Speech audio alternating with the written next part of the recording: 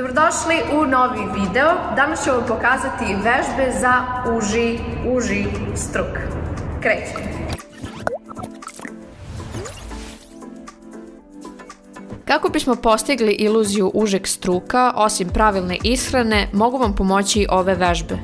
Ova vežba aktivira mišiće leđa i mišić latissimus dorsi koji se širi i to nam pomaže da vizualno gore u leđima izgledamo malo šire, a samim tim struk izgleda uže.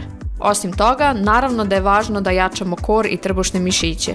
Ova varijacija planka značajno jača vaš kor, što je izuzetno važno i za naše držanje i za izgled naravno. Vežba nije laka i potrebno je raditi veoma kontrolisano. A ova će dodatno ojačati trbušne mišiće kako bi stomak izgledao bolje i čvršće. Prelazimo na donji deo, širimo i jačamo leđa gore i gluteus dole. Kada se radi na ovim stvarima, struk izgleda znatno uže. U ovom slučaju jačamo gluteus medius koji je bitan jer će dodati punoću zadnjici sa strane.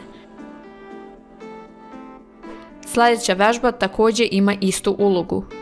Ono što je bitno jeste da razumete da iako nemate uzak struk prirodno, ishranom i treningom možete izgraditi telo tako da vizualno struk izgleda uže, a vi izgledate onako kako ste želeli.